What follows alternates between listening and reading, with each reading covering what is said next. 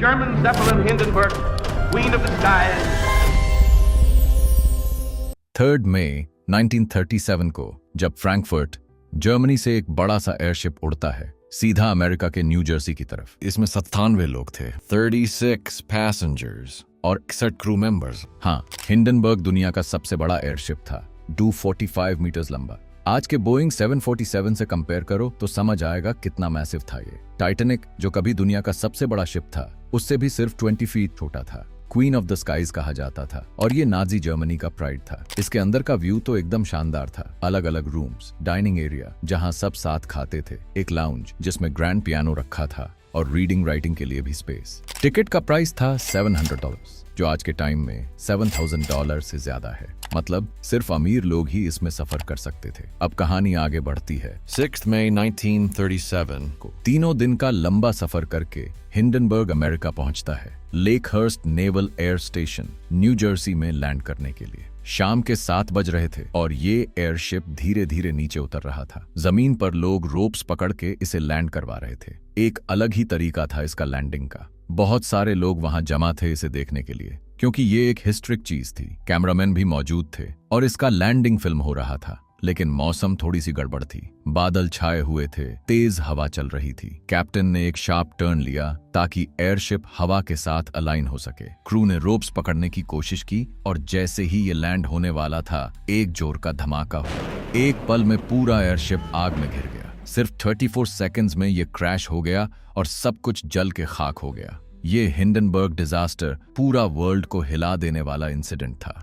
Crash of the Hindenburg, an airship destroyed in less than half a minute, seared and scorched skeleton of what was once a mighty air. अब सवाल ये था, ऐसा क्यों हुआ? Experts ने इसकी वजह ढूंढने की कोशिश की और 3 थ्योरी सामने आई। पहली थ्योरी थी कि ये सैबोटाज था। कुछ लोगों का मानना था कि किसी एंटी नाजी एक्टिविस्ट या किसी दूसरे देश ने इसमें बॉम्ब छुपा दिया था, जिससे ये सडन ब्लास्ट हुआ। कुछ तो ये भी बोले कि एडोल्फ हिटलर ने खुद अपने देश के एयरशिप को बॉम्ब से उड़ा दिया। क्यों? एक्चुअली इस एयरशिप को बनाने वाली कंपनी का मालिक था ह्यूगो एकेनर, जो हिटलर और नाजीज के खिलाफ ओपनली बोलता था। उस टाइम हिटलर के अगेंस्ट बोलना आसान नहीं था। 1933 में जब नाजी पार्टी पावर में आई, हिटलर ने एकेनर को अरेस्ट करने की कोशिश की, लेकिन German president Paul von Hindenburg ने रोका। हाँ, उस प्रेसिडेंट का नाम भी हिंडनबर्ग था और इसी से इस एयरशिप का नाम पड़ा। 1936 में जब यह बड़ा एयरशिप तैयार हुआ, हिटलर के प्रोपेगेंडा मिनिस्टर गोेबल्स ने कहा कि इसका नाम हिटलर के नाम पे रखो,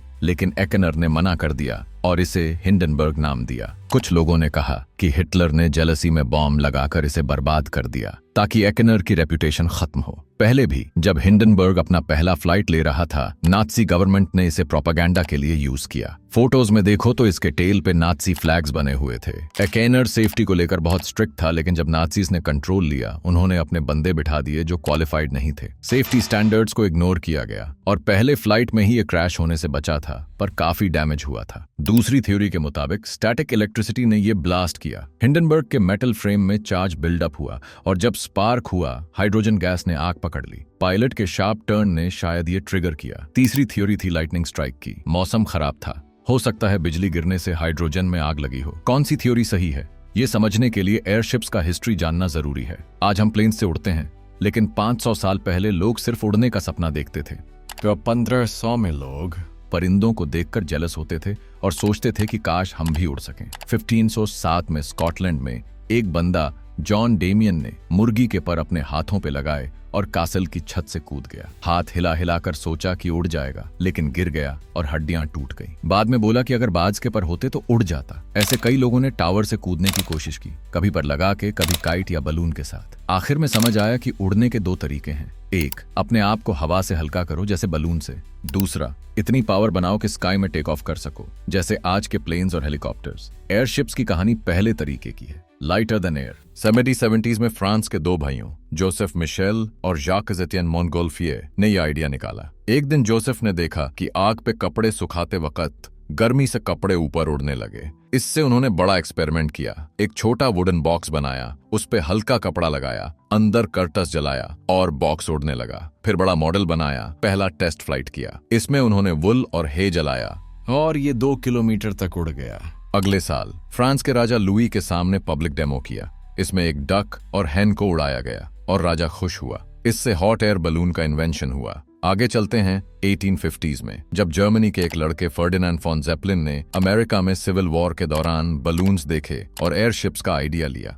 1991 में आर्मी छोड़ी और एयरशिप्स पे फोकस किया। उनका प्लान था मल्टीपल गैस बैग्स और रिजिड स्ट्रक्चर से बड़ा एयरशिप बनाना। 1898 में फंडिंग मिली और LZ-1 बना, जिसे आज हम ज़ेपेलिन्स कहते हैं। ये हाइड्रोजन गैस पे चलता था जो आग पकड़ सकता है, जबकि अमेरिका में हीलियम यूज होता था जो सेफ है। 1900 में LZ-1 ने पहला फ्लाइट लिया, लेकिन लैंडिंग में डैमेज हुआ। फंडिंग के लिए ज़ेपेलिन ने अपनी बीवी के एसेट्स तक मॉर्गेज कर दिए। LZ-2, LZ-3, LZ-4 बनाए, लेकिन हर बार दिक्कत आई। कभी स्टॉर्म से बर्बाद हुआ, कभी टेस्ट फेल हुआ। In high winds, the Zeppelin breaks free from its moorings, and suddenly, the entire airship explodes.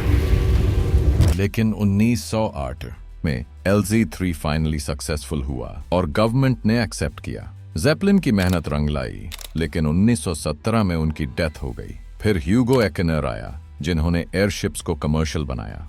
1924 में LZ-126 ने 8000 किलोमीटर का सफर 80 आवर्स में किया और अमेरिका में, लेकिन 1933 में नाज़ीज़ के पावर में आने के बाद एकेनर का हिटलर से झगड़ा हुआ। हिंडनबर्ग डिजास्टर के इन्वेस्टिगेशन से पता चला कि ना हिटलर का हाथ था, ना नाज़ी कॉन्स्पिरेसी। सबसे बड़ी वजह थी हाइड्रोजन लीकेज और स्टैटिक इलेक्ट्रिसिटी का एक्सप्लोजन। इस एक्सीडेंट ने एयरशिप्स की रेप्यूटेशन खत्म कर दी। लोग समझ गए कि हाइड्रोजन कितना रिस्की है। हीलियम था, लेकिन अमेरिका ने एक्सपोर्ट बैन कर रखा था।